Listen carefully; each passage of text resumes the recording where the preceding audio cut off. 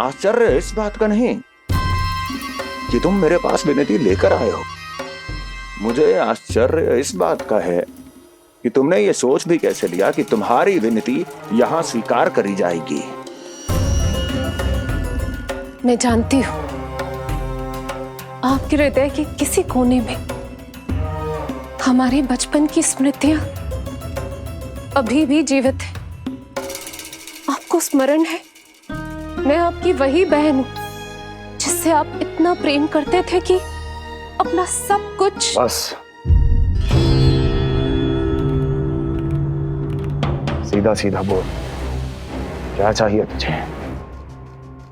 अधिक कुछ नहीं महाराज, हम दोनों एक बार गर्ग ऋषि के दर्शन करना चाहते हैं। महल से बाहर जाना चाहते हैं ये। महाराज, इन्हें इतनी छूट देने की आवश्यकता नहीं है। पर आपको ये सुनकर अच्छा नहीं लगेगा महाराज कि आपकी बहन और आपका बहनोई आपसे कुछ छुपा रहे हैं। मेरे दुखों का भार मेरे सहन शक्ति से अधिक हो गया था, इसलिए बहुत साहस बटोर कर आई हूं। अपनी छोटी बहन की इस छोटी सी विनती को अस्वीकार मत कीजिए भैया।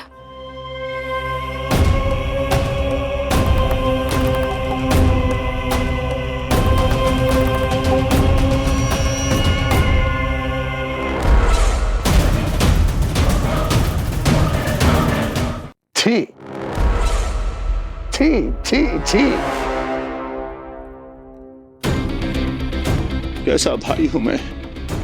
मेरी बहन और मेरा बहनोई सामने खड़े हैं और मैं एक अभिमानी सम्राट की तरह इस सिंहासन पर बैठा हूं। छी, नहीं नहीं, ऐसे हाथ जोड़कर मुझे लज्जित ना करें। अरे हाथ तो मुझे जोड़ने चाहिए आप दोनों के सामने। ए देवकी, क्या तेरा भाई इतना निर्दयी है क्या? अरे तेरी एक छोटी सी इच्छा भी स्वीकार नहीं करूंगा क्या? क्या चाहती है? गर्ग ऋषि के आश्रम जाना है तो जा। कुंवर जी, आप तनिक भी चिंता मत कीजिए। कंस अपने परिवार की इच्छा पूरी नहीं करेगा तो किसकी करेगा? आप बस यात्रा की तैयारी कीजिए, आपकी यात्रा का प्रबंध शीघ्र ही हो जाएगा। धन्यवाद मथुरा नरेश। बहुत बहुत धन्यवाद भैया। ठहरिए।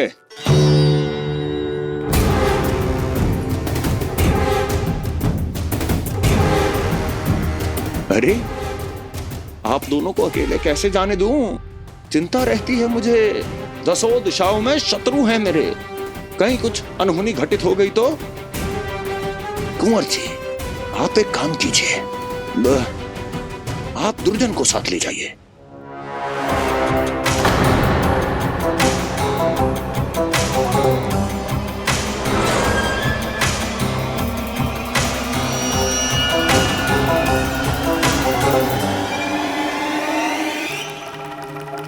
जो आ गया महाराज।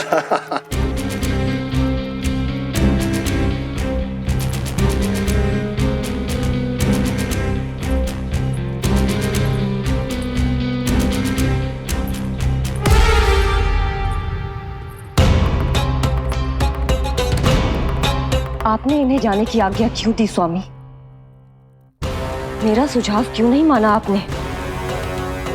हर समय तुम्हारा सुझाव मानना आवश्यक नहीं है प्रिय। जाल बिछा दिया है ये देखने के लिए कि ये दोनों मेरे विरुद्ध क्या षड्यंत्र रच रहे हैं।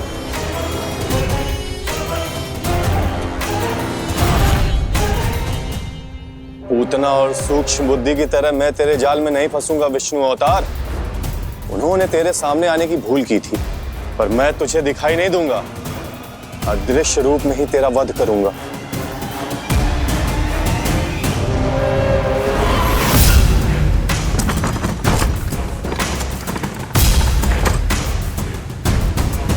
तेरी मां तुझे साधारण से धूप से बचाना चाहती थी, क्या दशा होगी उसकी जब मैं तुझे इस सकट के नीचे कुचल दूंगा।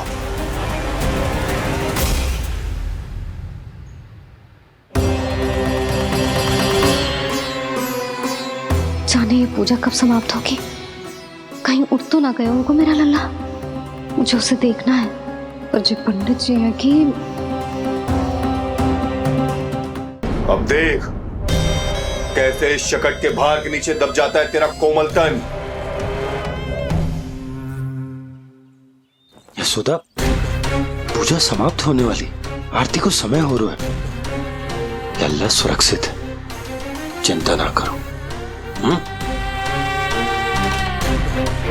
कितना नन्हा सा है तू, फिर भी तूने महाराज कंस की रातों की नींद, सुख चैन सब छीन लिया। अब मैं तुझसे तेरे प्राण छीनूंगा, तैयार हो जा।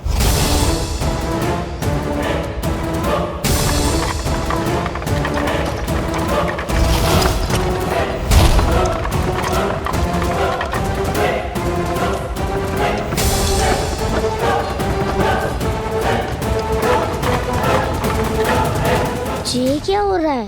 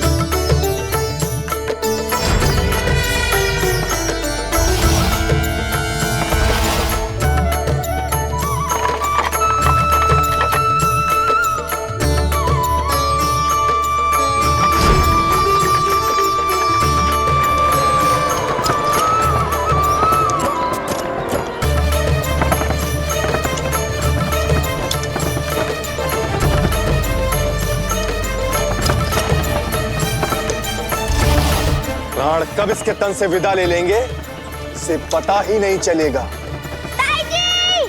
जशोदा ताई जी!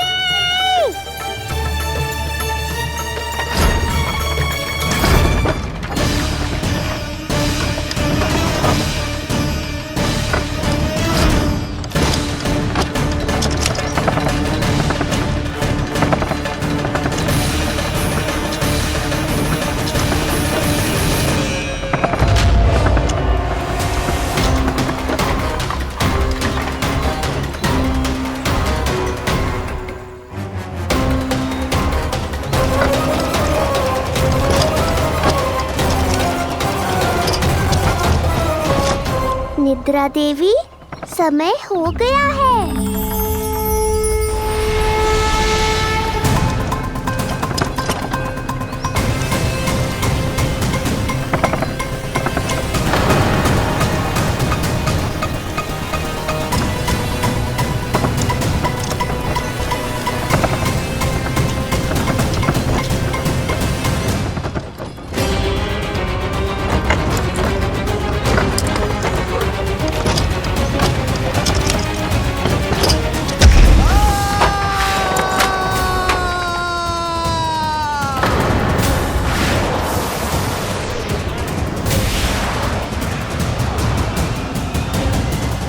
बोलो श्री नारायण भगवान की जय।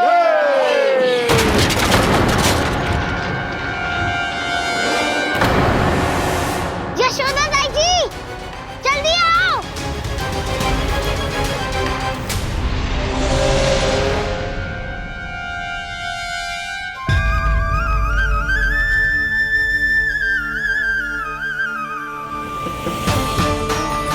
Shri Krishna Govinda, Hare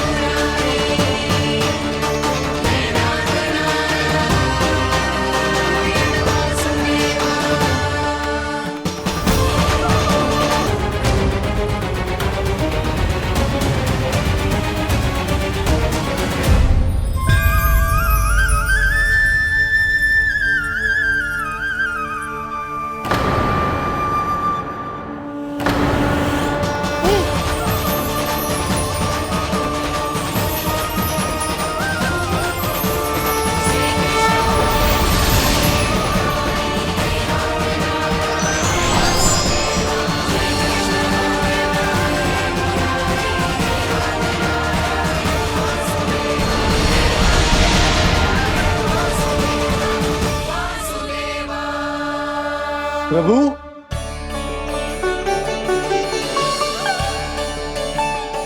प्रभु, मैंने आपके अवतार को हानि पहुंचाने का प्रयास किया, फिर भी आपने मुझे दर्शन दिया। देने ही पड़े। तुम्हें मेरे चरणों का स्पर्श जो मिल गया, तुम्हें आश्चर्य हो रहा होगा। एक साधारण से स्पर्श से तुम्हें वो मिला जो बड़े से बड़े ऋषियों को भी कठिन से कठिन तपस्या के बाद भी नहीं मिलता। इसका उत्तर तुम्हारे अतीत में छुपा है। दैत्य हिरण्याक्ष के पुत्र के रूप में तुम्हारा जन्म हुआ था। शीघ्र ही तुम बहुत अधिक विशाल और असीम बलशाली हो गए थे, पर तुम अपनी शक्ति का प्रयोग अनुचित ढंग से करते थे। एक दिन तुमने महर्षि लोमस के आश्रम में बहुत ही उत्पात मचाया, हरे भरे वृक्षों को नष्ट कर दिया।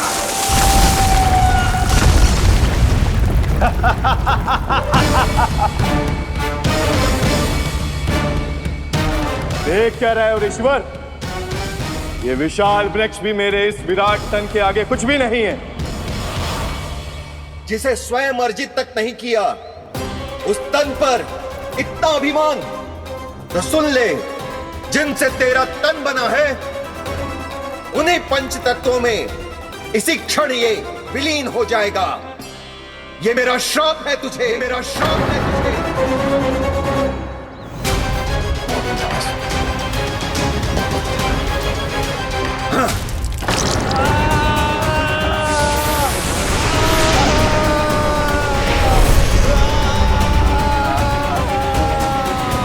पर तभी तुम्हें अपनी भूल का आभास हुआ और ऋषि लोमस से तुमने क्षमा याचना की।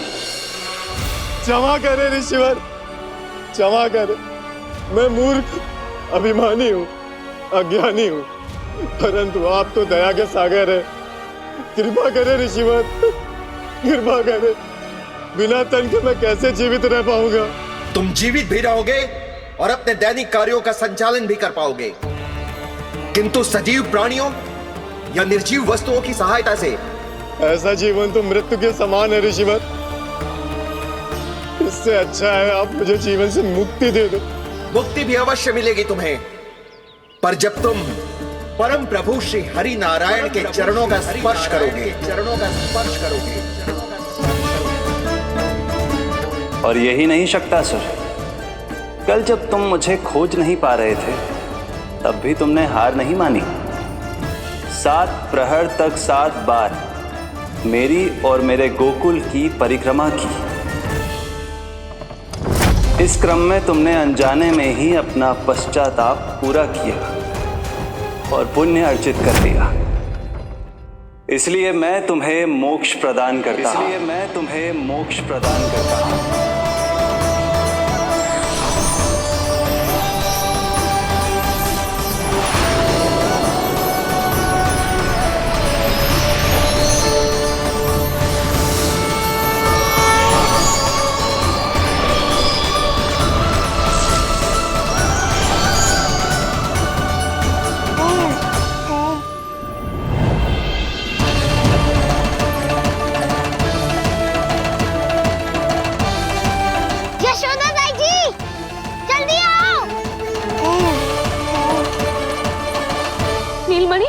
मेरा लल्ला, लल्ला,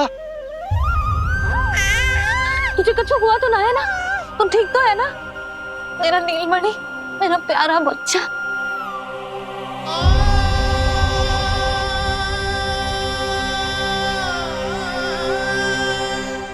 भोला, बंसी, ये सब क्या है?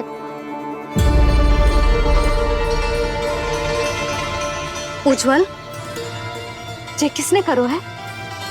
और देख, कहानी मत सुनाइयो। उज्जवल पुत्र, कैसे हुआ ये सब? किसने किया? और किसने? महाबली नीलमणि ने, बड़ी ताई जी।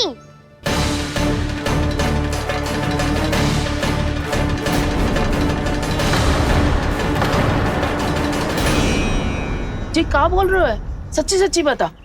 लो, फिर फंस गया उज्जवल। मैं सच्ची कह रहा हूँ। अचानक तीव्र वेग से वायु चली। फिर ऐसे लगो जैसे कोई भूकंप आ रहा है। और फिर जब मैंने देखा तो ये सकट अपने आप हिल रही थी, खड़खड़ खड़खड़ खड़खड़ खड़खड़। फिर मैंने साहस दिखाया और उस सकट को रोकने का प्रयास करो, पर सकट ना रुको, जे हिले ही जा रहा था, खड़खड़ खड़खड़ खड़खड़ खड़खड़ खड़खड़ खड़खड़। और फिर ऐसे ही हिलते हुए अचानक से आगे बढ़कर सीधा नीलमणि के ऊपर चला आए हो। फिर और फिर सकट भी हिल रहा था, खड़खड़ खड़खड़, और सकट का सामान भी हिल रहा था, थरथर थरथर। ऐसा लगो जैसे सकट नीलमणि को कुचलने को।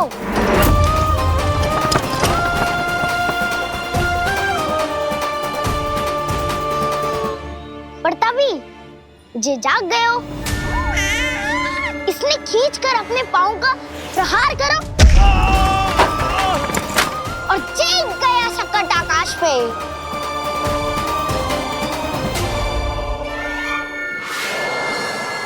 और फिर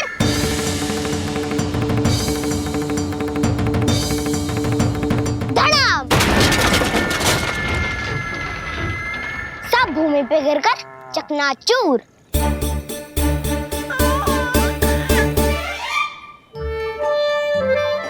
मैं सच्ची कह रहा हूँ ताई जी, नीलमणि के पैर का स्पर्श होते ही वो सकट ऐसे वायु में उड़ी जैसे कोई फूल। अच्छा, और जो तेरे हाथ में ये माखन है, ये भी अपने आप उड़ के आ गया होगा ना? हाँ, मैं सच्ची कह रहा हूँ। सदा बड़पोलापन ये अच्छी बात ना है लल्ला, सत्य बता। मैया, मैं सत्य बोल रहा हूँ। ये सकट अपने आप ही आयो था और नीलमणि के प्रहार करते ही दूर जा गिरो। अरे, ये बड़बोले से पूछने से अच्छा है कि हमें स्वयं विचार करना चाहिए कि ये सकट टूटा कैसे। हाँ नंदराज, हाँ, हम भी आरती के लिए भीतर चले गए थे। हाँ। अरे, आप सब मेरा विश्वास क्यों ना कर रहे हो? नीलमणि के प्रहार से ही उज्जवल,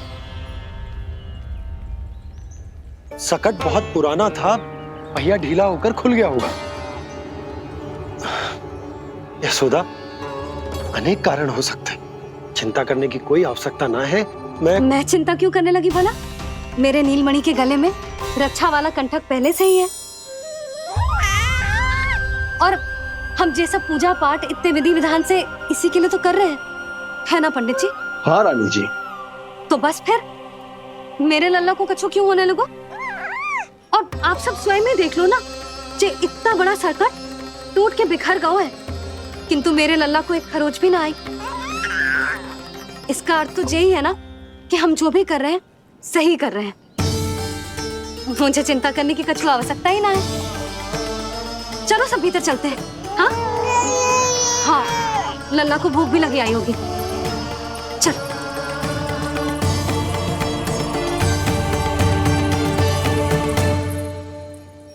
नंदराज जी, अब हमें भी आज्ञा दीजिए। प्रणाम पंडित जी। ध्यान कहाँ था तुम दोनों का? और अधिक सावधान रहने की आवश्यकता थी ना? क्षमा कीजिए नंदराज।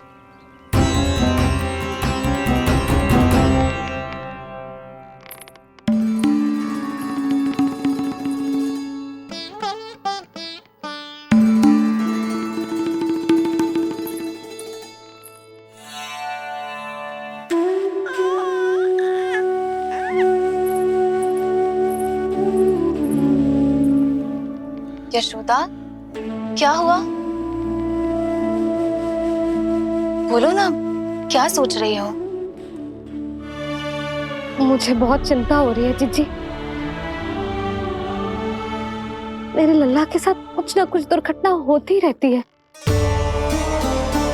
अरे, अभी बाहर ही तुम सबको समझा रही थी, अब भीतर आते ही क्या हो गया तुम्हें? बाहर समझाने वाली मैं ना थी जीजी, वो तो गोकुल की रानी जसोदा थी, किंतु भीतर से मैं अपने नीलमणि की मैया हूँ, बस। और एक मैया को कितनी चिंता होती है, इसे आपसे अधिक कौन जान सकता है। बहुत बड़ा धक्का लगा है मैया को इस घटना से। अब तो ये मेरी रक्षा के लिए और भी अधिक चिंतित हो जाएंगी। यंत्र का कंठक, पूजा पाठ, इतने सारे प्रहरी, सुरक्षा के प्रबंध, यदि इतने सबके बाद भी मैं अपने लल्ला की रक्षा न कर पाई तो मुझसे अधिक अभागी कौन हो सकती है। मैं तुम्हारे मन की दशा समझती हूँ यशोदा। इसी चिंता के कारण ही तो मैंने आज तक अपने पुत्र को छुपा कर रखा है। मैं जानती हूँ चिच्ची, मैं समझती हूँ। मैंने तो नीलमणि के लिए इतने सारे संस्कार भी करो है, पूजा पाठ की है, किंतु मैंने तो आज तक अपने पुत्र का एक भी संस्कार नहीं किया है। आंसू पोंछ लीजिए बड़ी माँ, शीघ्र ही सब कुछ ठीक हो जाएगा। जब मैंने उसे जन्म दिया उसके बाद से आज तक न उसे घर के बाहर लाई हूँ, न कोई संस्कार किया है। मैं तो उसका नामकरण भी नहीं करवा पाई हूँ यशोदा। उसके जन्म के समय स्वामी ने ये संदेश भिजवाया था कि उस कंस को हमारे पुत्र के बारे में तनिक भी भनक नहीं पड़नी चाहिए। तब से आज तक भय के छाव में जीती आई हूँ कि वो कंस कहीं हमारे पुत्र को भी ना मार दे, जैसे देवकी के सारे संतानों को मार दिया है। ये आशंका कभी सत्य नहीं होगी बड़ी माँ, मैं हूँ ना। माँ अपनी संतान के मन की बात बिना कहे ही समझ जाती है। आप भी समझ जाओ ना मैया। चिच्ची, हमें रोना ना चाहिए। हमें देख के लल्ला भी रो रहा है। मैया, आपकी सहायता की आवश्यकता है मुझे ऐसे क्यों लग रहा है जैसे लल्ला मुझसे कुछ कहना चाह रहा है। दाऊ को हम सबसे दूर कब तक रखेंगे बड़ी माँ? ये सोच रहा होगा कि अब तक आपने इसके दाऊ को छुपा के क्यों रखो है। मैं उनसे मिलना चाहता हूँ मैया। चिच्ची, कितना मन करता होगा ना इसका अपने दाऊ से मिलने का। और आपके लल्ला का भी तो मन करता होगा ना कि अपने छोटे भाई को मिले। कितनी बातें करते हैं हम दोनों की इनके सामने। हाँ यशोदा, मैं भी अपने पुत्र को नीलमणि के बारे में सब कुछ बताती हूँ। तो बस फिर हमें साथ साथ रखिए ना। मेरा आधा हिस्सा है वो, उनके बिना मैं अधूरा हूँ मैया। ये दोनों भाई एक दूसरे के बिना अधूरे हैं जिज्जी। हमें इन दोनों को साथ ही रखना चाहिए। आप ही सोचो, यदि नीलमणि की रक्षा होगी तो आपका लल्ला भी तो सुरक्षित रहेगा। तुम सच कह रही हो यशोदा। हमें इन दोनों को मिलाना चाहिए और साथ में ही रखना चाहिए, सुरक्षित। तब तो शीघ्र ही पंडित जी को बुलाकर हमें शुभ मुहूर्त निकलवाना चाहिए। शुभ मुहूर्त? हाँ, शुभ मुहूर्त। दोनों भाइयों के मिलन के साथ साथ उनका नामकरण संस्कार भी करवा देते। अब अपने दाऊ से मिलूंगा मैं।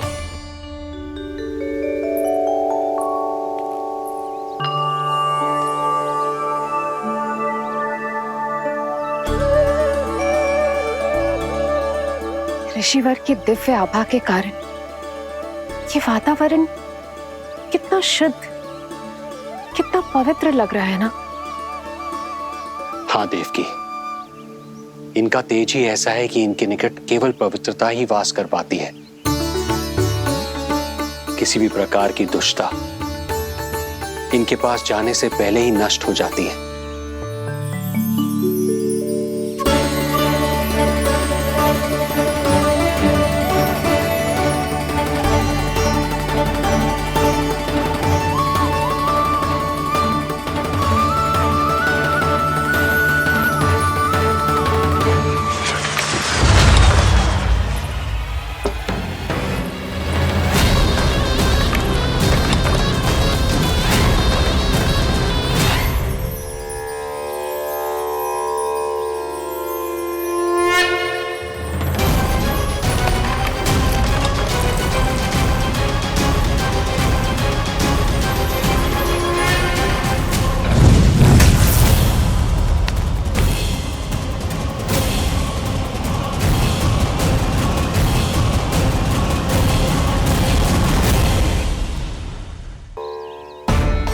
इनका तेज ही ऐसा है कि इनके निकट केवल पवित्रता ही वास कर पाती है। किसी भी प्रकार की दुष्टता इनके पास जाने से पहले ही नष्ट हो जाती है। यदि महर्षि की इच्छा के बिना मैंने भीतर प्रवेश किया तो कहीं ये मुझे श्राप ना दे दे। नहीं, इससे तो अच्छा है कि मैं यहीं आश्रम के बाहर रुकूं और यहीं से इन दोनों पर दृष्टि रखूं।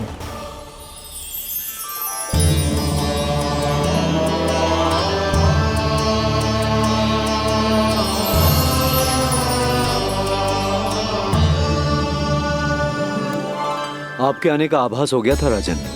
गुरुदेव, जो संतानें हमने खो दी है उनका श्राद्ध करवाने की विनती लेकर हम आपके पास आए हैं। आपका आना व्यर्थ नहीं जाएगा राजन, परंतु मुझे आभास हो रहा है श्राद्ध कर्म इस भेंट का एकमात्र कारण नहीं है।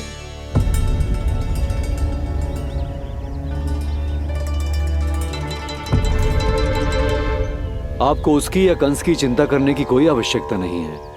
निश्चिंत होकर बताइए कि आपकी इच्छा क्या है। गुरुदेव, वर्तमान में मेरी प्रथम पत्नी रोहिणी पुत्र सहित गोकुल में निवास कर रही है। हमारे उस पुत्र का और भाभी यशोदा के पुत्र का नामकरण संस्कार करवा दीजिए।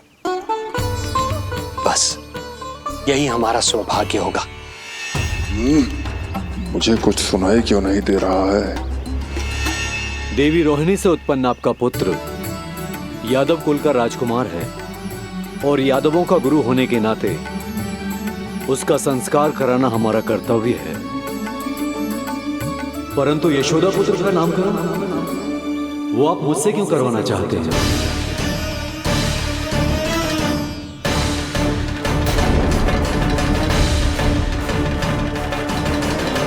गुरुदेव, सत्य ये है कि रुक क्यों गई रानी देव की? आपके मन में जो कुछ है कहिए।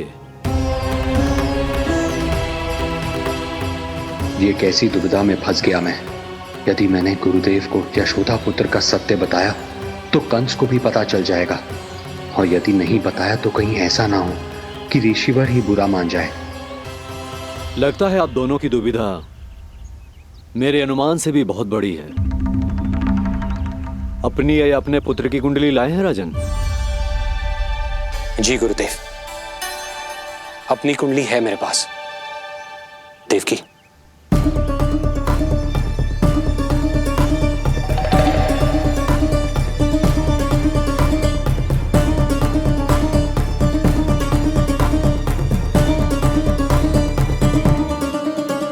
जो रहस्य आप नहीं बता पा रहे हैं राजन, वो ये कुंडली बताएगी।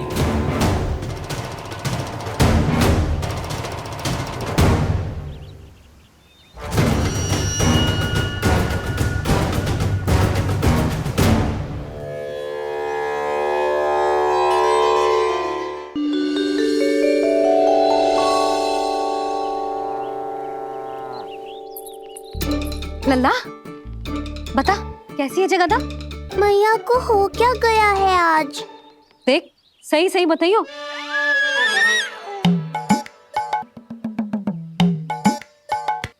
अच्छी है ना? पसंद आएगी ना उसे? हाँ? या फिर जे मोर पंख वाला मुकुट दे दूं? पहली बार मिल रहा है तू, उपहार तो देना चाहिए ना? पर बड़े तो वो है ना मैया, उपहार तो वो देंगे मुझे।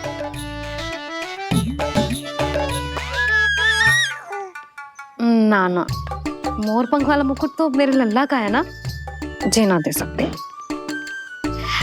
तेरे जैसा कोई कंठक या चांदी वाला कड़ा दे दूं? हाँ? इस मिलन के लिए मुझसे अधिक उतावली तो मैया है।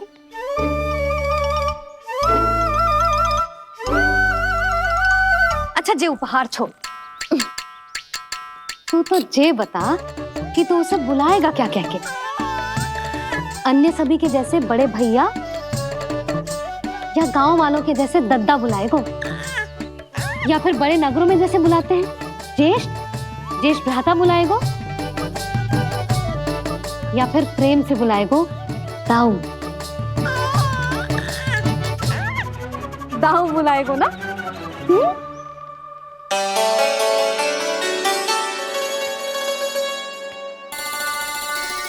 सुनो आपने, हमारे लल्ला ने निर्णय ले लियो, ये अपने भैया को दाऊ कहकर बुलाएगो। अरे वाह, लल्ला ने बोलना भले ही ना सीखो, परंतु तुम्हें बता दियो। और नहीं तो क्या, लल्ला कुछ कहे ना कहे माँ तो समझ जाती है ना लल्ला?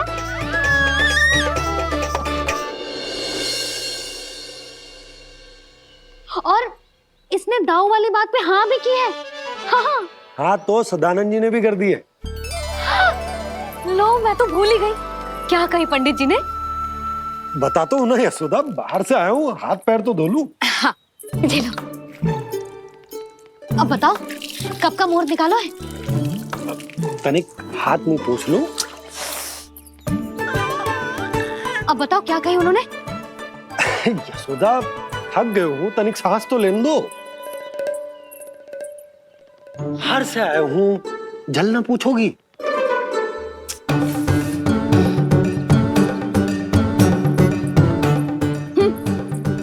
अब बता दो जी।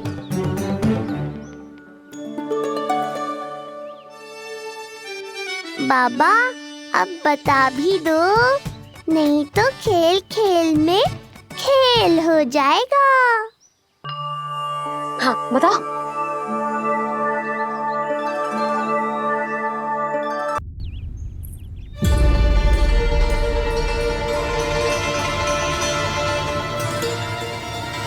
हो क्या रहा है वहां? ये क्या दिया है राजकुमारी ने? गुरुदेव, शीघ्र ही कोई मुहूर्त बता दे तो बड़ी कृपा होगी। नंद महाराज, अब क्या नामकरण का मुहूर्त भी मुहूर्त निकाल के बताओगे आप? हैं? क्रोधित क्यों हो रही हो यशोदा? बता तो हूँ, धैर्य धरो। हाथ मुंह धो लिया, जल पी लिया, विश्राम कर लिया, अब कितनी प्रतीक्षा करवाओगे? हैं? मैं सब समझ रही हूँ, आप जानबूझ के मुझे सताने के लिए ना बता रहे। मैया कितनी भोली है बाबा, आप क्यों सता रहे हो उन्हें? बस बस बस, इतना भावुक होने की आवश्यकता ना है। बता तो, पंडित जी ने बताया है एक बहुत ही शुभ मुहूर्त आने वाले सप्ताह में ये है। और जानते हो जिस मुहूर्त किस दिन पड़ेगा? जिस दिन हमारा लल्ला पूरे 100 दिन का हो जाएगा। इससे अच्छा मुहूर्त तो हो ही नहीं सकता। धन्यवाद गुरुदेव।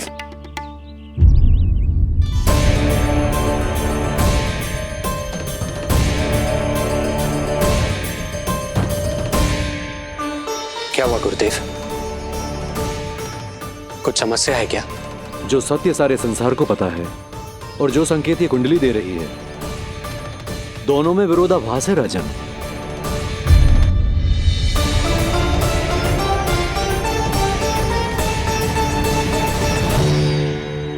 मैंने कहा ना राजन, उसकी चिंता करने की आवश्यकता नहीं है।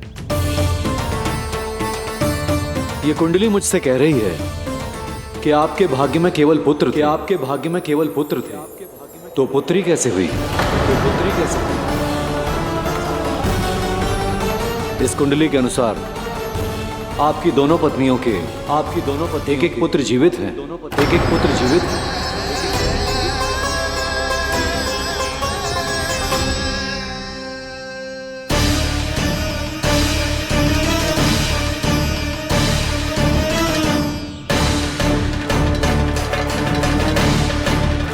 देवकी, गुरुदेव मैं कुछ कैसे? कहने की आवश्यकता नहीं है राजन, मैं जानता हूं मेरे प्रश्नों के उत्तर कहां मिलेंगे। अरे कौन से प्रश्न और कैसे उत्तर? किस बारे में बात कर रहे हैं? ये लोग जो भी बात कर रहे हैं वो मुझे सुनाई क्यों नहीं दी? सही समय की प्रतीक्षा कीजिए राजन, आपके दोनों कार्य पूर्ण होंगे।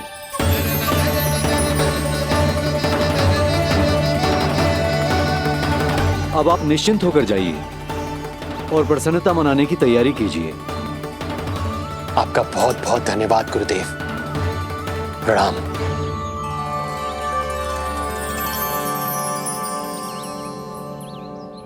सच्ची? पहले नारायण को धन्यवाद दूं कि लल्ला को सूचना दूं? कुछ समझ में ना आ रहा। लल्ला मैं अभी आया।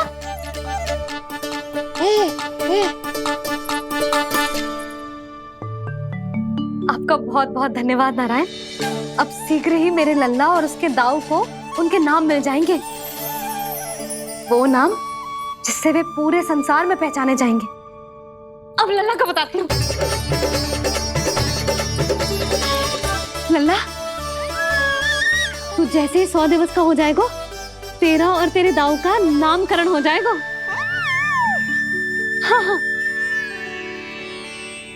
किंतु आपने तो बताओ ही ना, हम इन दोनों को मिलवा कब सकते हैं? क्या देख रहे हो, बताओ तो। यशोदा, पंडित जी ने कही कि दोनों भाइयों को मिलवाने के लिए कोई मुहूर्त की आवश्यकता ना है, तो हम चाहे तो इन्हें आज भी मिलवा सकते हैं। लल्ला, सुनो तूने? तू आज ही अपने दाऊ से मिल सकते है। मैं अभी सारी तैयारियां करती हूँ। भव्य मिलन होगा गोकुल में, भव्य मिलन। कुंडली के अनुसार इन दोनों के 8 पुत्रों में से 2 जीवित बचे हैं। पहला तो रोहिणी पुत्र है, पर दूसरा कौन है? और वो कन्या कौन थी जिसे कंस ने मारा था? वासुदेव की कुंडली में अभी तक पुत्री योग बना ही नहीं है।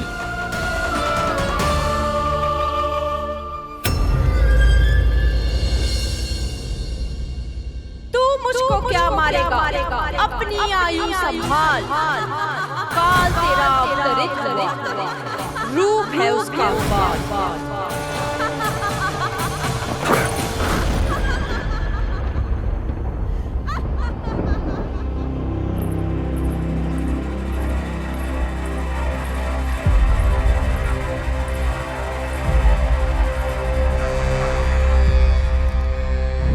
आधी रात को इस तरह से उठकर बैठे हुए हैं आप स्वामी। मैं ये तो नहीं जानती कि किस बुरे स्वप्न ने आपकी नींद छीन ली है, परंतु इतना अवश्य जानती हूं कि जो सूचना ये गुप्तचर लेकर आया है, इसे सुनकर आप रात भर सो नहीं पाएंगे।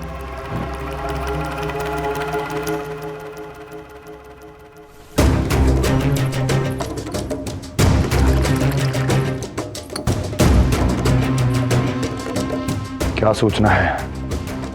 महाराज, उत्कच मारा गया। उत्कच मारा गया। उत्कच मारा गया।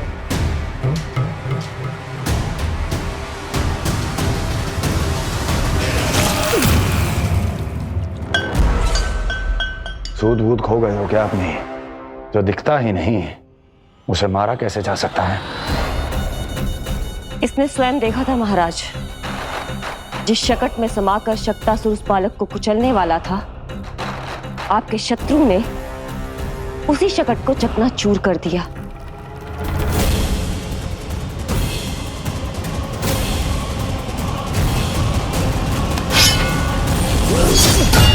महाराज क्षमा। लगता है आपके सैनिक और तलवार दोनों की धार कुंद पड़ गई है महाराज।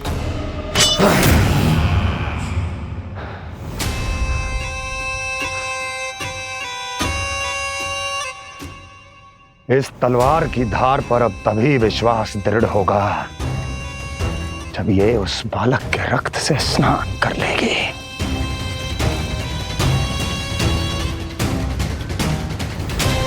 और कैसे? कैसे?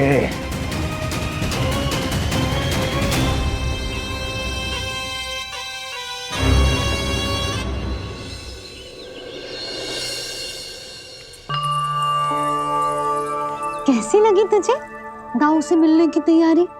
बहुत अच्छी है मैया, पर उससे भी अच्छी है वो प्रसन्नता जो इस मिलन के उत्साह में मुझे आपकी आंखों में दिख रही है।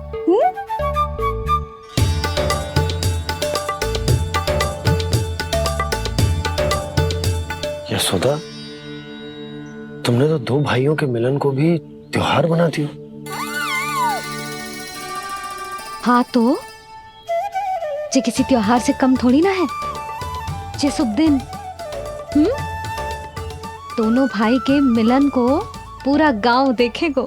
तो फिर अब बड़ी मैया को बुलाओ ना मैया।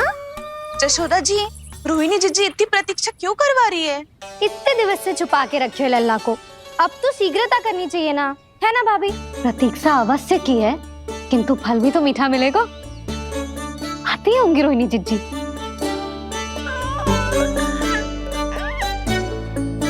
जीजी, कहीं उन्होंने अपना विचार तो ना बदल दियो?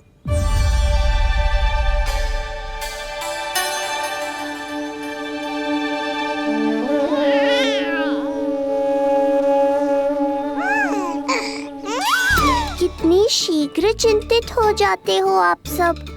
देखो आ रहे हैं वो। लाल छुपा रखने को विवश थी नियति की सताई, भूल के भय माज प्रभु की जग सम्मुख है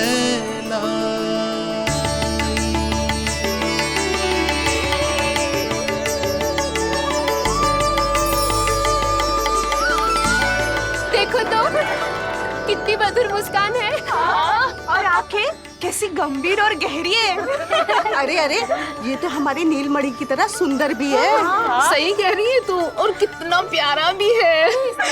और कितना बलशाली भी लग रहा है ये, है ना? तो देखो इसके। हाँ बिल्कुल लाल लाल टमाटर की तरह। देखो तो दाऊ आए नहीं कि ये सब की सब मुझे भूल ही गई। अरे हटो सामने से, मुझे भी तो देखने दो।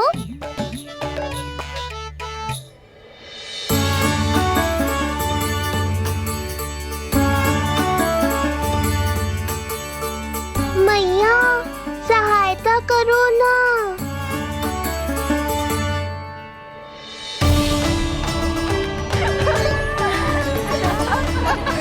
चलो हटो सब, हटो हटो हटो हटो सामने से। चलो दोनों भाइयों को एक दूसरे से मिलने तो दो।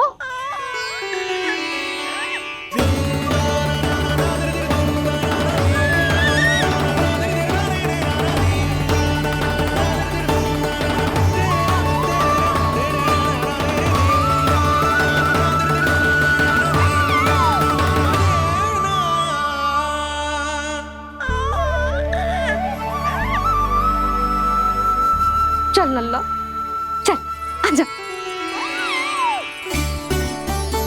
देख नन्ना, आ गए जे तेरे भैया, तेरा दाऊ। जी भर के बातें करो और निहारो एक दूसरे को। लाओ जीजी, आजा। ये रहे तेरे दाऊ। आओ जीजी।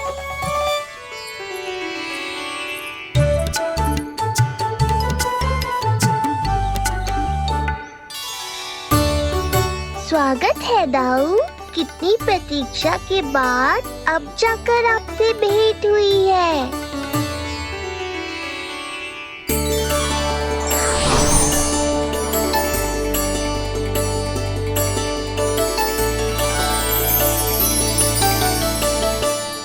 क्या हुआ दाऊ, मुझे पहचान नहीं पा रहे? कितनी देर लगाओगे दाऊ? अब तो पहचान लो, छोटा भाई हूँ आपका।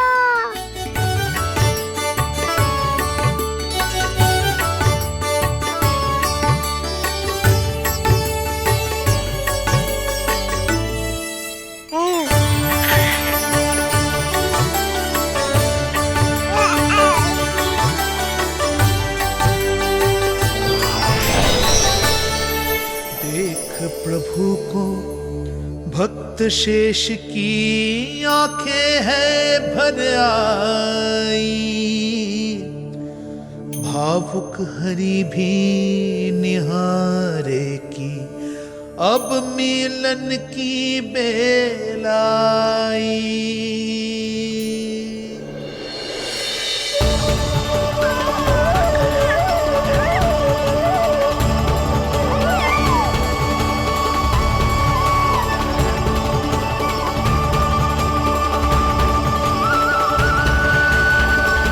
प्रभु, आपके दर्शन पाकर मैं धन्य हो गया।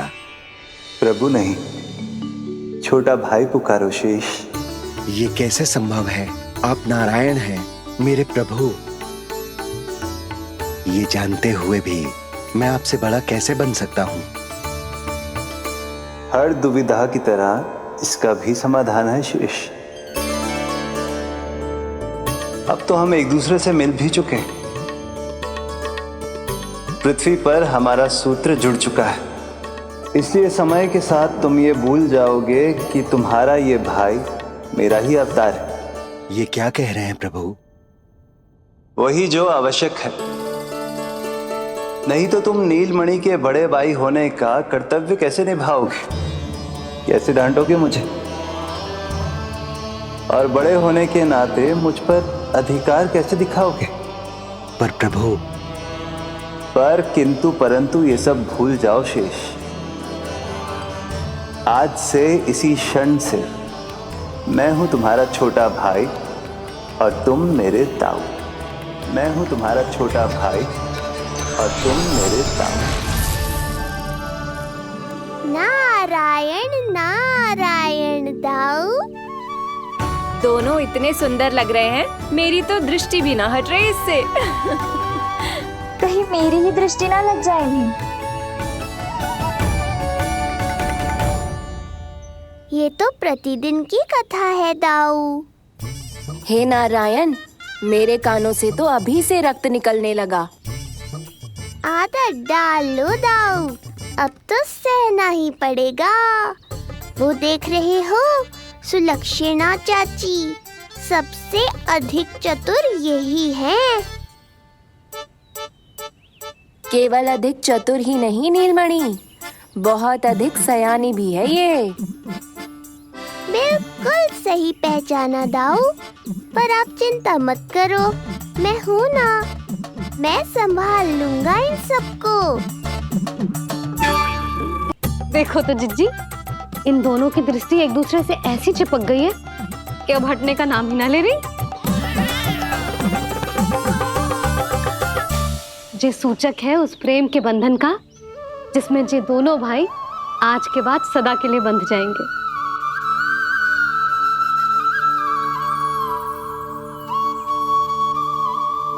मुझसे भूल हो गई यशोदा, मैंने इन दोनों को पहले ही मिलवा देना चाहिए था।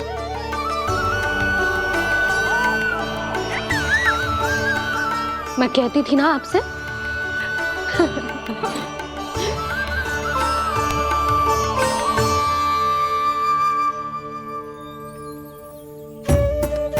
आई मैं।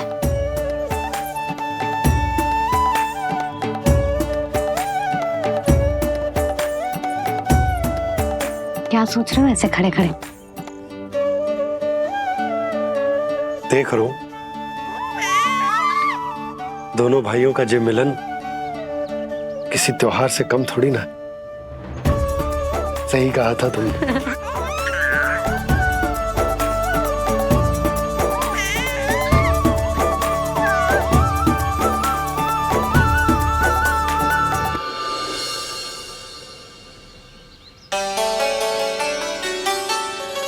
सुना ना तूने, जो गोपिया क्या कह रही थी कि नीलमणि का दाऊ कितना बलशाली है। इसका तो यही अर्थ हुआ ना कि नीलमणि अपने दाऊ जितना बलशाली ना है। अब समझा मैया कि आज मुझसे इतना व्यायाम क्यों करवाया जा रहा है। पर मुझे पता है मेरा नीलमणि सबसे अधिक बलशाली है। हाँ। उज्जवल ने कही थी ना, नीलमणि ने यूं उड़ा दिया था काले कौवे को मथुरा की ओर। और उज्जवल ने तो ये भी कही थी कि नीलमणि ने अपने पांव से सकट पे प्रहार भी किया था। कैसे किया था प्रहार? कैसे किया था? लग गई मैया को। कैसे किया था? फिर से बता कैसे किया था?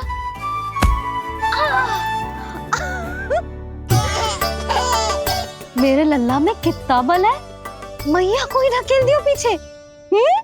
अच्छा ही है कि आप उज्जवल के कहे को गंभीरता से नहीं ले रही, नहीं तो आपका ये रूप मैं कैसे देख पाता मैया।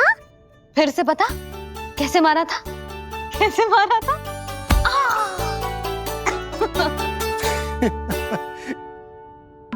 लल्ला तू बड़े के जैसे कब से हंसने लगो?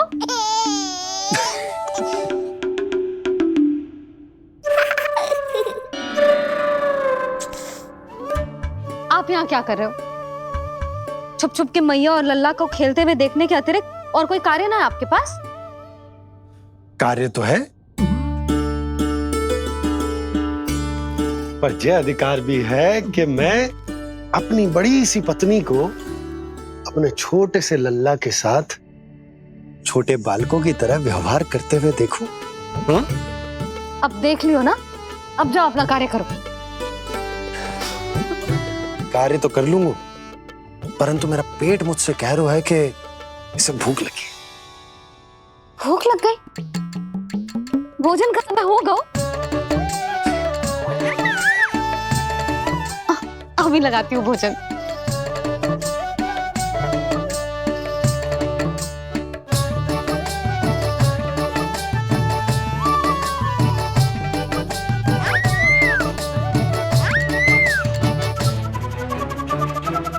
क्या हुआ लल्ला, इतना उतावला क्यों हो रहा है तू? तुझे भी भूख लगी आई है क्या? सच्ची में भूख लगी आई है कि मंद मंद मुस्कुरा के मैया को बांधना चाहता है? तनिक रुक जा, तेरे बाबा को भोजन परोस के यूं गई और यूं आई। मेरा अच्छा लल्ला।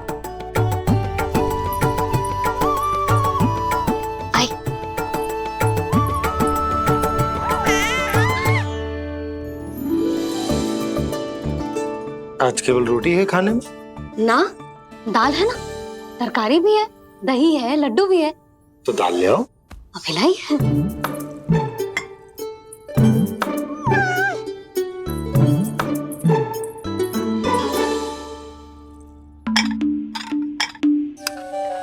अवश्य भूख ही लगी होगी उसे। यशोदा, दही नहीं दाल। क्षमा करना, भूल हो गई।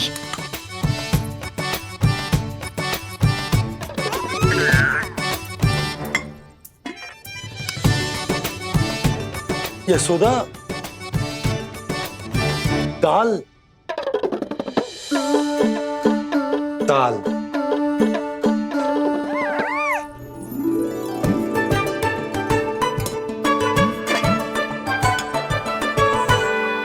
अब ऐसे क्या देख रहे हो? बोला ना भूल हो गई। सब मिला के खा लो, पेट में तो मिलना ही है। थोड़े चावल मिलेंगे? हाँ मिलेंगे, अवश्य मिलेंगे।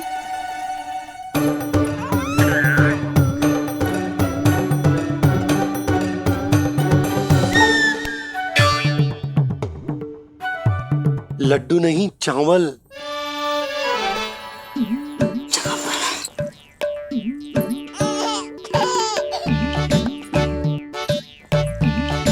हंस क्या रहे हो जी?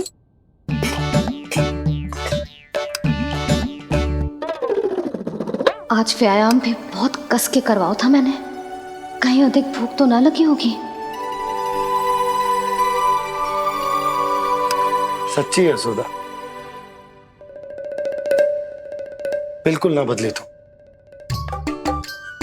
पहले रामू की चिंता में व्याकुल रहती थी और अब हम नीलमणि में तुम्हारा मन लगा रहता। हाँ तो लल्ला भूखा हो और मैया का मन व्याकुल भी ना हो, ऐसा हो सकता है भला? फिर तो दूध पिला दो ना उसको। जाऊं? शीघ्र जाओ। किंतु आप तो खा रहे हो ना पतिदेव। वही तो यशोदा, मैं खा रहा हूं, किंतु वो भूखो है। जाओ। ठीक है। यहाँ थी तो लल्ला की भूख के लिए चिंतित थी, अब वहां जाएगी तो पक्का मेरे भोजन के बारे में चिंता करेगी। कहीं आधे ही भूख में ना उठ जाए तेरे बाबा, उन्हें कुछ और चाहिए होगा तो। सही कहा था बाबा ने, वहाँ मेरी चिंता थी, यहाँ बाबा की चिंता है। सच्ची मैया अनोखी हो आप। अरे इतने से पेट भर गया तेरा? ना, ये वाली मुस्कुराहट तो मत ही दिखा मुझे। इतनी शीघ्र तेरा पेट भर ही ना सकता। मैया जानती है अपने लल्ला की भूख।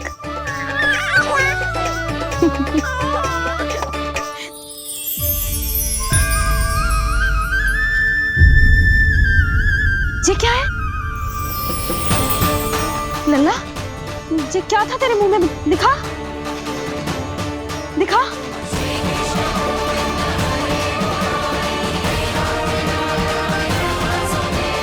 मैया को सब पता है, इतनी जल्दी तेरा पेट भर ही ना सकता।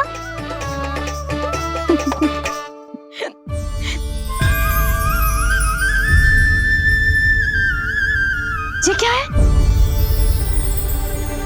लल्ला? ये क्या था तेरे मुंह में? दिखा। ओहो, मैं तो भूल ही गया था कि मेरे भीतर ही तो सारी सृष्टि समाई हुई है। मैया ने उसकी झलक देख ली, अब क्या होगा? क्या हुआ यशोदा? सुनो जी, हमारे लल्ला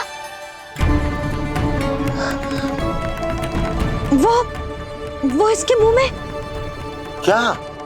भूल जाओ ना मैया, कुछ नहीं था मेरे मुंह में। लल्ला मुंह खोल के बाबा को दिखा। अरे क्या देख रही है उसके मुंह में? अवश्य ही मेरा दृष्टि भ्रम होगा, किंतु ऐसा भ्रम। अरे बताओ ना यशोदा, या फिर मुहूर्त शीघ्र ना बताने की बात का प्रतिशोध ले रही हो तुम? ना, ऐसी बात ना है। तो फिर बताओ ना क्या बात है? हा? मैंने लल्ला के मुंह में कुछ देखो। क्या देखो? अब फंस गया मैं। मैया बाबा को सब कुछ बता देंगी और राय का पहाड़ बन जाएगा। फिर कैसे संभालूंगा इन दोनों को? ऐसे लगो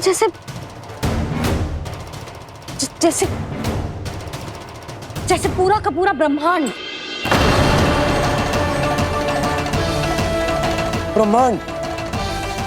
लल्ला के मुंह में। अच्छा, तुम मेरा मुंह देखो।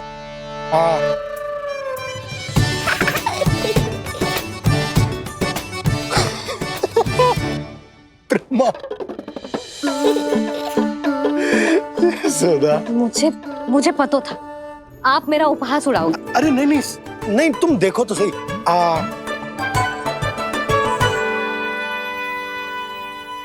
ब्रह्मांड ना सही, गोकुल तो दिखना चाहिए। अरे गोकुल को राजा हूं मैं, है कि ना? है? देखो, अरे देखो। धन्यवाद बाबा, आपने इस बात को गंभीरता से नहीं लिया, इसलिए अब मैया भी नहीं लेंगी। आज तो बचा लिया आपने। आज के बाद ना आपको कुछ बताऊंगी ही ना। आप जाओ, नामकरण उत्सव की तैयारी करो। और हाँ, इस बार भी उत्सव छोटा ही करना है, जो तो मत ही बोलना आप। हाँ।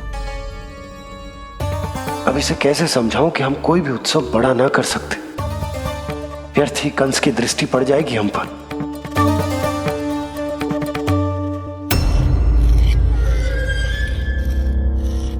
लगता है आपके सैनिक और तलवार दोनों की धार कुंद पड़ गई है महाराज।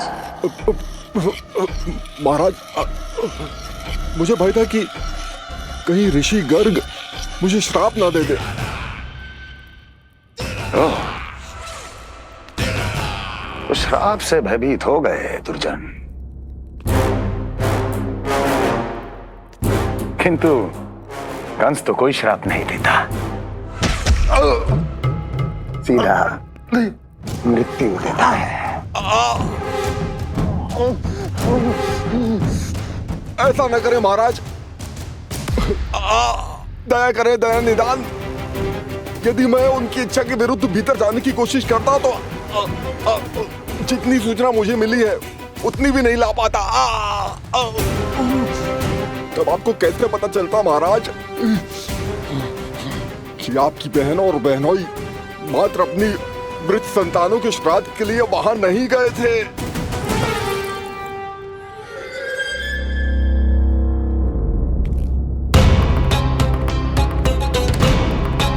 आगे बोलो। पूरी तरह तो नहीं सुन पाया महाराज, किंतु मैंने स्वयं अपने नेत्रों से देखा है महाराज। राजकुमारी देवकी ने ऋषि गर्ग के हाथ में कुछ दिया था।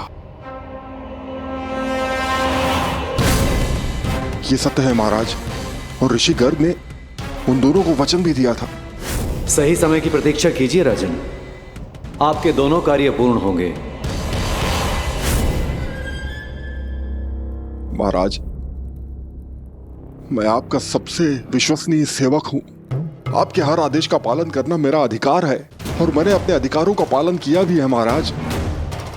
किंतु फिर भी यदि मेरी ओर से कोई भूल हुई हो, मुझे क्षमा करे दया निदान, मुझे क्षमा करे। इसका अर्थ है कि उत्कच सही कह रहा था। वो दोनों अवश्य ही कोई ना कोई षड्यंत्र रच रहे हैं मेरे विरुद्ध। समय आ गया है, अब मुझे किसी ऐसे की खोज करनी होगी जो उतना ही शक्तिशाली हो जितने की मेरी ये तलवार।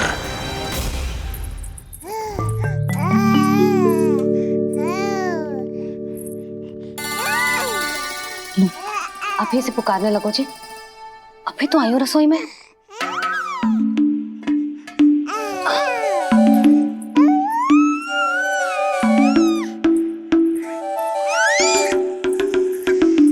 शीघ्र ही तुझे भी अपने बाबा का हाथ बटाना पड़ेगा, समझ रहे हो ना? बटाएगा ना हाथ? अभी जे 100 दिन का भी ना हो और जे इस नन्हे से बालक को काम काज का भार सौंपने की बात करने लगे। काम का नाम सुनते ही मुख से स्वर ना निकल रहे तेरे। अभी तो बड़ा ऊ कर रहा था। बता, हाथ बटाएगो के ना? अरे बता ना।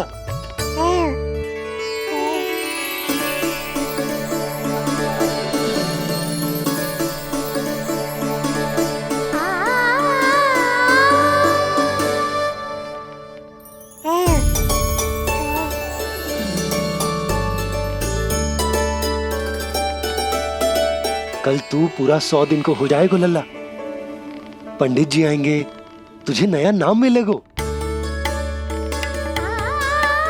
देखो तो मन में तो इनके भी कितना उत्साह भरो है, बस दृष्टि में मैं ही आती हूँ। और कल तुझे वो नाम मिलेगा लल्ला जिससे पूरा संसार तुझे पहचानेगा।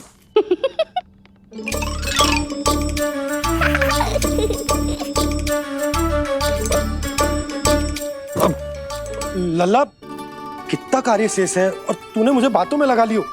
मुझे क्यों फंसा रहे हो बाबा? छुपाने की कोई आवश्यकता ना है। जितनी उत्साहित मैं हूँ उतने ही उत्साहित आप भी हो इसके नामकरण को लेके, पता है मुझे। लल्ला के नामकरण पे उसके बाबा उत्साहित ना होंगे? बिल्कुल होंगे, इसीलिए तो कह रही हूँ अपना उत्साह बांटो अपने लल्ला के साथ। मैं अभी आई। अच्छा, ऐसे तो तुम लल्ला को छोड़ के कहीं ना जाती। अभी कहाँ चली? रोहिणी जिज्जी के पास, और कहाँ। लल्ला और उसके दाऊ के नामकरण की तैयारी करनी है कि ना? कितने लोगों को आमंत्रित करना है, कितने प्रकार की मिठाइयां बनानी है, ढोल वाले को कितने बजे का समय देना है, ये सब सुनिश्चित करना है ना, ताकि ये उत्सव गोकुल का सबसे बड़ा उत्सव हो। अरे सूची देनी है, जिज्जी को।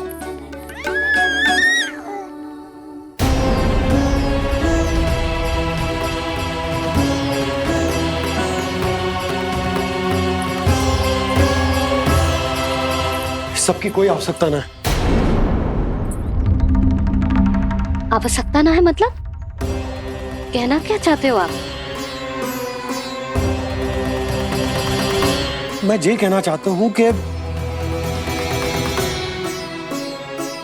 यशोदा, सत्य तो ये है कि हमें दुख में ना अत्यधिक दुखी होना चाहिए और ना सुख में अत्यधिक उत्साहित। प्रसन्नता कितनी भी क्यों ना, हमें उत्सव संयम से ही मनाना चाहिए। इतने वर्ष संयम ही तो रखा था ना नंद जी। ये समय संयम का ना आनंद से बावले हो जाने का है। यशोदा, हम आयोजन छोटा ही करेंगे। मैं कुछ सोच समझ कर ही तो कह रहा हूं। पर क्यों? मुझे भी तो समझाओ। हर बात समझाने की ना होती है यशोदा। अच्छा, पति पत्नी में भेद हो तो है?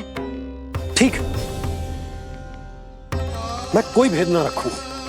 जो भी अब तक मैंने तुम्हें ना बताया है वो सब बताऊं। ओहो, क्या कर रहे हो बाबा? कंस के बारे में कुछ बता मत देना मैया को।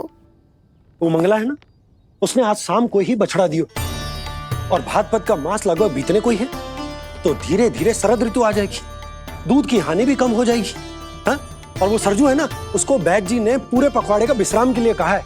क्यों? क्योंकि वो ठाट से गिर गए थे और गिरते समय उसे भीतरी चोट लग गई थी। अरे बस बस बस, ये सब मुझे क्यों बता रहे हो? इसका नामकरण से क्या संबंध? तुम्ही ने तो कही ना कि पति पत्नी के बीच में कोई भेद ना होता, तो मुझे जो भी बात पता है मैं तुम्हें बताऊंगा। कितनी समझदारी से बात बदल देते हो आप, और भोली भाली मैं आपकी बातों में आ जाती हूँ और इस सब में असली बात तो रह ही जाती है। किंतु आज बात मेरे लल्ला की है।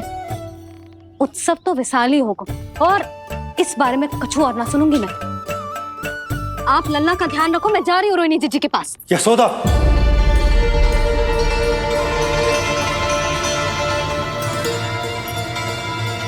बात केवल सुनने की ना होती, उसे समझना भी पड़ता है।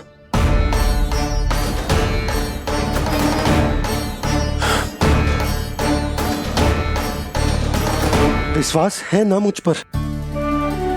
मैं कुछ सोच समझ कर ही कर रहा हूँ ना। उत्सव तो छोटा ही होगा।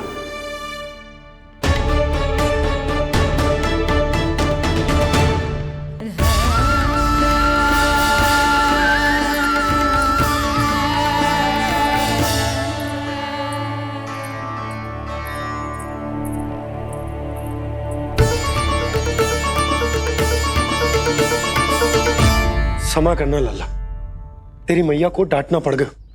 आपको मेरी सुरक्षा की चिंता है बाबा, समझता हूँ मैं, इसलिए आपने ये निर्णय लिया है।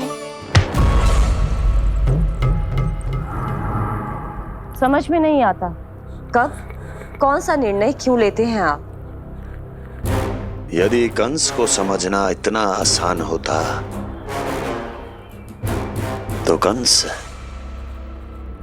नहीं होता। ये नया सिंहासन उसके लिए है जो मेरा विश्वास पात्र बनेगा। मेरे दाहिने हाथ की तरह मेरे मन के सबसे निकट होगा वो। मंत्री परिषद में विशेष स्थान की प्राप्ति होगी। मेरे बाद पूरे राज्य के लिए उसी का वचन होगा। शासन।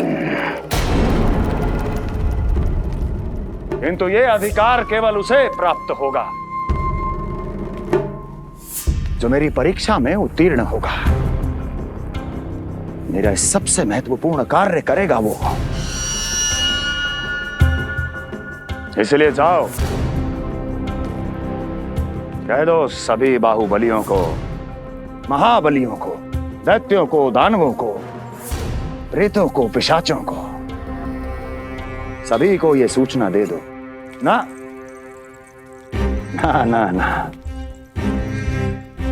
सूचना नहीं, चुनौती दो कि यदि साहस है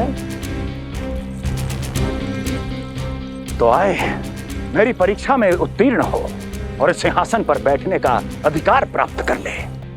जाओ। और हां,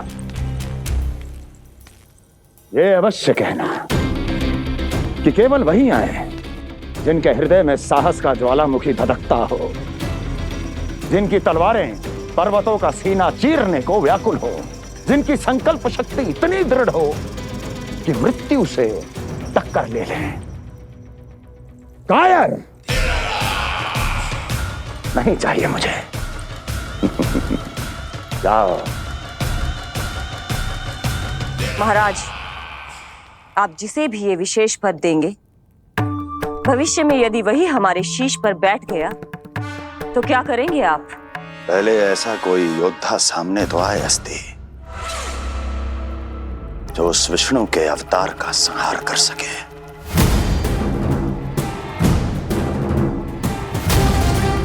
और जहां तक प्रश्न है हमारे शीश पर बैठने का,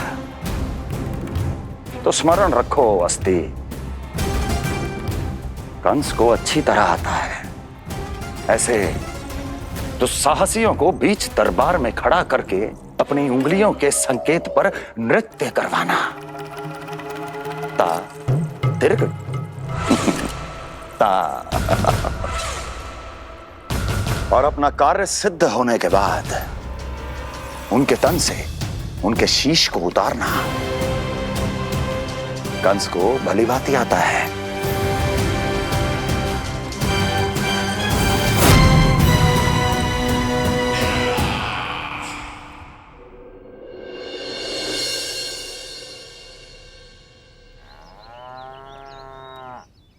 पूरे 100 दिन का होगा हुआ तो लल्ला, कम से कम 100 व्यक्ति तो आने चाहिए थे ना तेरे और तेरे दाऊ के नामकरण में।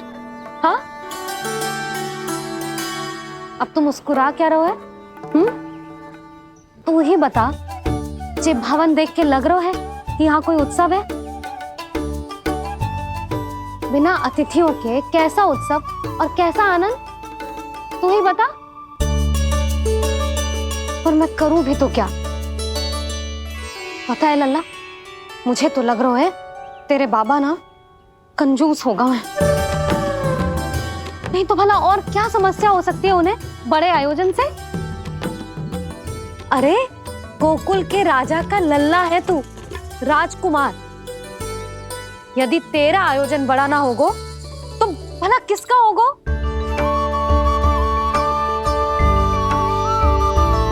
मेरी भूल है, मैं भोली हूं, इसीलिए व्यर्थ में तेरे बाबा की बातों में आ गई।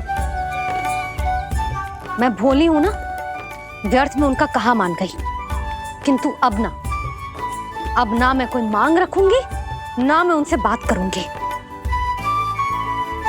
और कहे देती हूँ लल्ला, सावधान जो इस बार तू बीच में आया तो। हाँ नहीं तो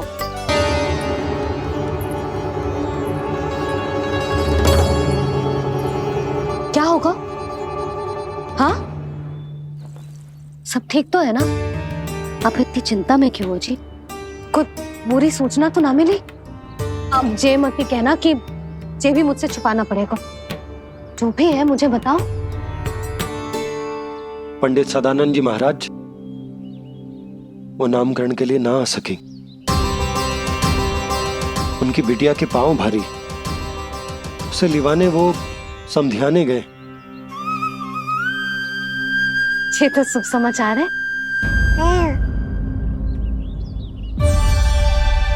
किंतु मेरे लल्ला का नामकरण अब वो सही मुहूर्त पे कैसे होगा? वही तो समझ ना आ रहा। ऐसे मन छोटा करने की आवश्यकता नहीं है मैया बाबा। आप दोनों तो स्वागत की तैयारी करो, आ रहे हैं वो।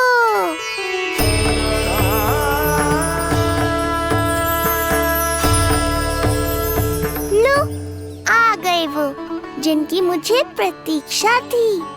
आप दोनों व्यर्थ ही चिंता कर रहे थे।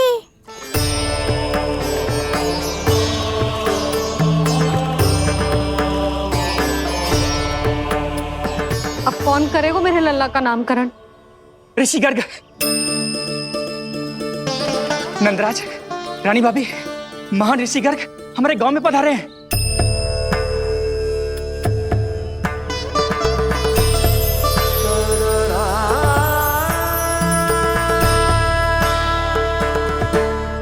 ऋषि गर्ग गोकुल में?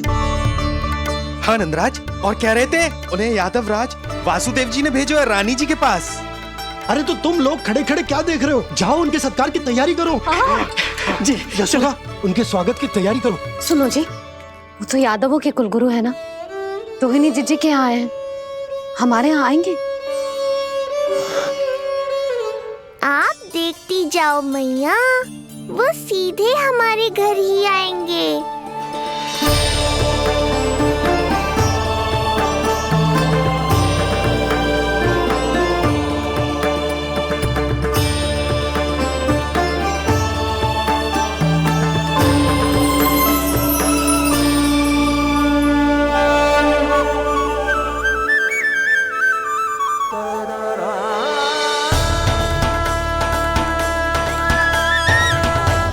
ये क्या हो रहा है मुझे? मैं उस भवन की ओर क्यों बढ़ा जा रहा हूँ? क्योंकि आपके यहाँ आने से ही मेरी मैया बाबा की चिंता समाप्त होगी ऋषिवर। ये बात तो मैं न जानता, परंतु मुझे जाकर उनको स्वागत करना चाहिए।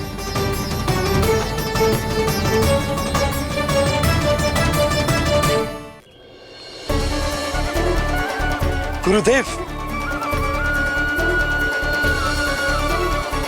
कल्याण हो। भगवान श्री नारायण के महान भक्त आज हमारे गांव में पधारे। हमारा जीवन सफल है गया आज। वो भवन आपका है नंदराज? आपके शुभ चरण पड़ेंगे तो हमारा जय भवन पवित्र हो जाएगा। इतने बड़ी ऋषि अगर हमारे घर पधारेंगे तो हमारे तो भाग्य ही संवर जाएंगे। मैया आपके दर्शन को तरस रही है ऋषिवर, संकोच मत कीजिए, अब आ भी जाइए। पधारिए गुरुजी। न जाने क्यों मेरे पांव अपने आप ही आपकी भवन की तरफ जाने को व्याकुल है नंदराज। पधारिए गुरुदेव, आइए।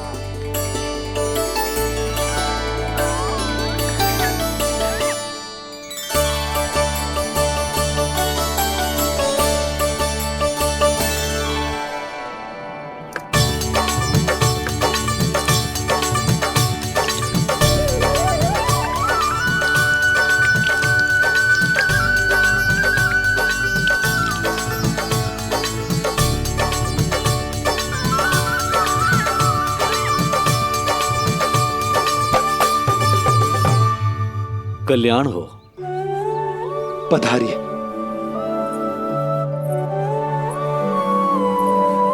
आया तो था मैं रानी रोहिणी के भवन में, पर पता नहीं कैसे यहाँ खींचा चला आया। विराजिए गुरुदेव।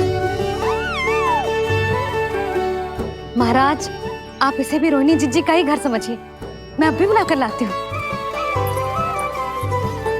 महाराज, ये हमारा सौभाग्य है कि आपने यहाँ आना स्वीकार किया। कहिए, क्या सेवा करूं मैं आपकी? मुझे आपके भाई वासुदेव ने भेजा है नंदराज।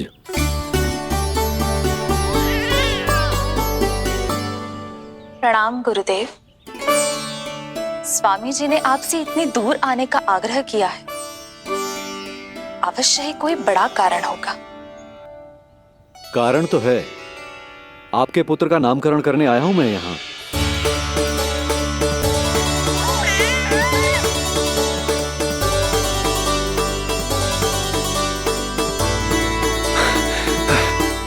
ऋषिवर, तब तो आप अत्यंत ही शुभ दिन पधारे।